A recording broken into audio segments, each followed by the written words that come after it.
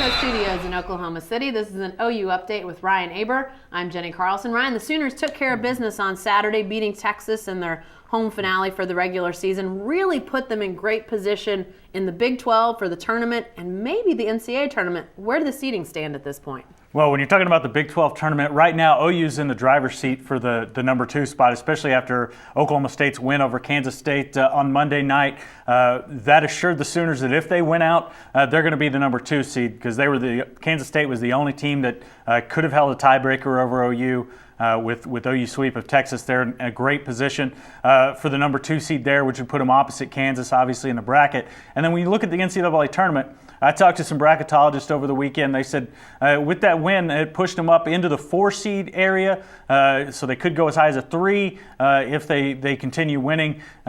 Could fall to a 5 if everything goes against them from here on out as far as teams in other conferences. But certainly they're in a great spot. They wanted to get out of that 7, 8, 9, 10 range. There's no doubt that they've done that with the way that they bounced back from that loss at Texas Tech. Well, you talk about continuing to win. Looks like the schedule sets up pretty well for them to ride some pretty good momentum into the Big 12 tournament. Yes, it does, and their schedule gets a little bit easier. It sort of got progressively easier over the final 4 games, but they've got West Virginia, a team that beat them in Morgantown in overtime, but they're a different team when they go on the road. They're going to be at Lloyd Noble Center on Wednesday at 8 o'clock, and then Saturday they finish the Big 12 schedule at TCU, a TCU team that hasn't won a Big 12 game all year. Now, last year TCU struggled as well, and they beat the Sooners at their place, but I don't think this is that kind of TCU team. I don't think they've got that kind of upset in them. I think I referenced that Texas game as being the home finale. Wrong. It's senior day on Wednesday night, so let me take that back,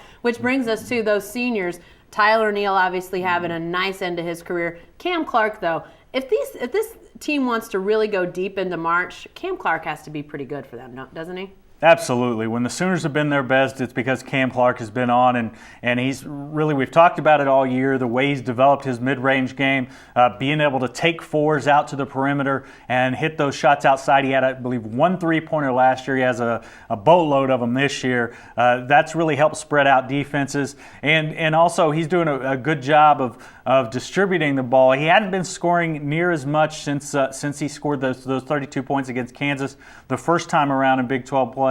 But he's done a really good job of moving the ball around and getting other guys involved. Lastly, let's talk a little bit about Jelon Hornby. He had a bit of a bust-out game against Texas. They've kind of had guys all year that have had those moments where they've been good and then maybe gone back a little bit where somebody else has stepped forward. But what would it mean for Jelon Hornby to be riding a little bit of this wave heading into March? Well, I think it's really big for them to get Jelon Hornby going.